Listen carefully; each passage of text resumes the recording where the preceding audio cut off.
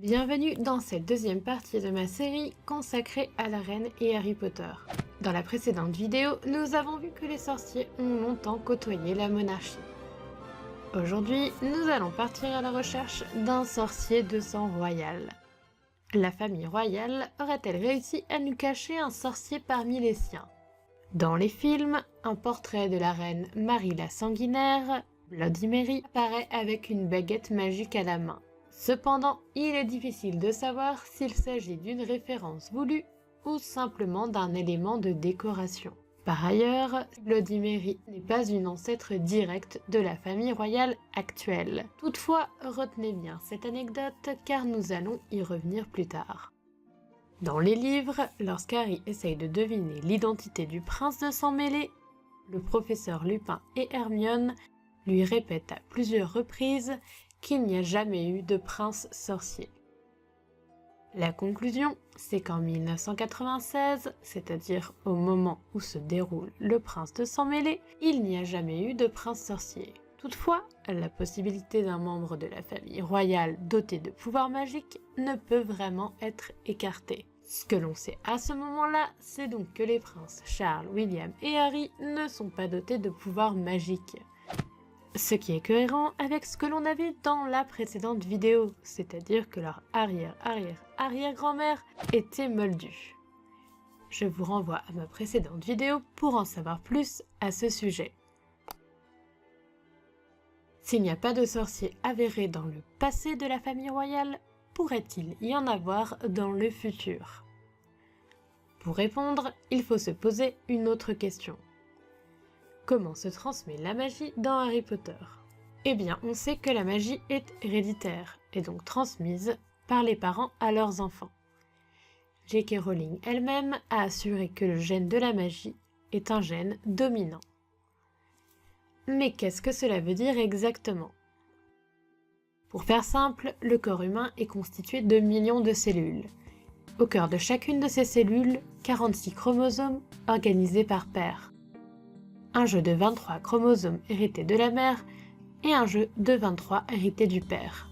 Les chromosomes sont composés d'ADN qui contiennent les gènes. Les gènes sont ce qui définissent les caractéristiques d'un individu, comme la couleur des cheveux ou dans le cas du monde des sorciers, le fait d'avoir des pouvoirs magiques.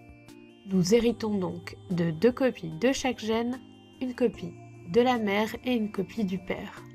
Or, pour chaque gène, ces 2 copies ne vont pas s'exprimer. L'une peut prendre le dessus sur l'autre et être appelée dans ce cas gène dominant. Un exemple dans Harry Potter. Dans l'épilogue du film des Reliques de la Mort, on peut voir que la fille de Harry a les cheveux roux. On peut en déduire qu'elle a hérité d'une copie du gène roux de sa mère, évidemment, mais également de Harry. Harry avait lui-même hérité de ce gène de Lily. Mais ce gène roux ne s'est pas manifesté chez Harry car le gène cheveux bruns hérité de James était dominant. Ainsi, le gène de la magie étant dominant, il suffit qu'un seul des 2 parents soit sorcier pour qu'il transmette sa magie à son enfant. Là où je veux en venir, c'est que si le gène de la magie est dominant, si des membres de la famille royale avaient des pouvoirs magiques, ils ne seraient pas les seuls dans la famille. On devrait retrouver d'autres sorciers dans leur arbre généalogique. Or, on a vu précédemment qu'il n'y avait aucune source nous indiquant que des ancêtres de la famille royale actuelle avaient eu des pouvoirs magiques. D'où pourrait alors provenir la magie dans la famille royale? Si vous êtes attentif, vous vous êtes déjà dit que le gène dominant n'explique pas le cas des enfants nés moldus, dans des familles où aucun pouvoir magique ne s'est manifesté. La conclusion de ce généticien qui a publié une vidéo entière sur la génétique dans Harry Potter est qu'il est possible qu'une mutation apparaisse très tôt dans la grossesse, comme pour le cas d'Hermione. Les généticiens appellent cela une mutation de novo. D'après cette vidéo, il y a une chance sur 750 000 pour que cette mutation apparaisse. Si le sujet vous intéresse, je vous invite à aller regarder la vidéo en entier. Attention, elle est en anglais. À noter que Bloody Mary, dont nous avons parlé tout à l'heure, et qui serait une sorcière selon les films, n'a eu aucun enfant, et elle n'aurait donc pas pu transmettre un gène sorcier à sa descendance.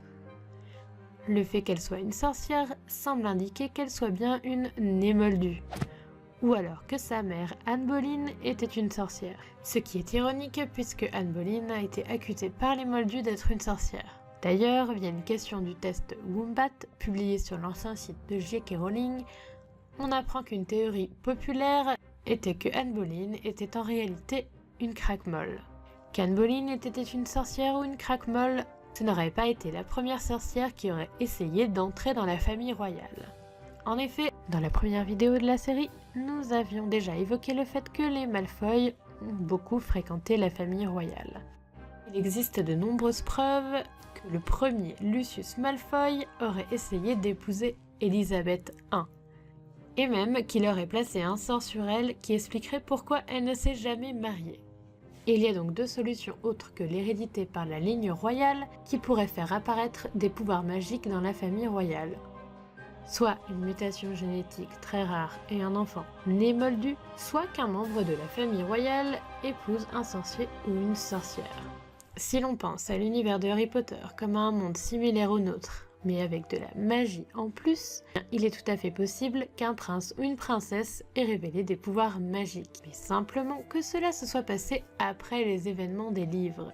Pour rappel, c'est en 1996 qu'Hermione et Lupin assurent à Harry qu'il n'y a aucun vrai prince sorcier.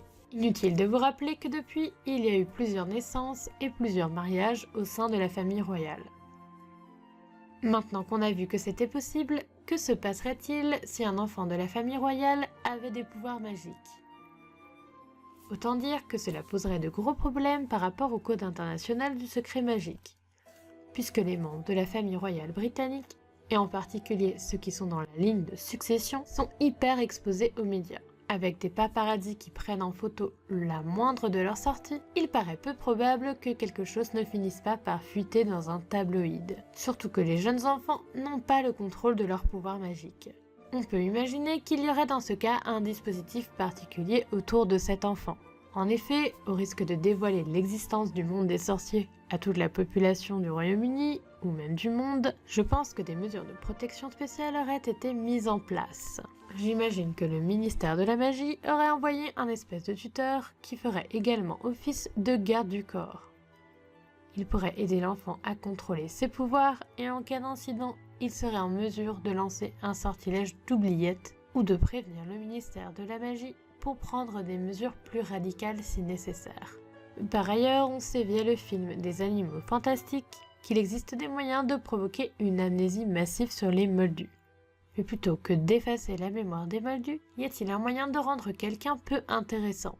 On sait qu'un sort agit sur Poudlard pour le faire apparaître comme une vieille ruine dangereuse.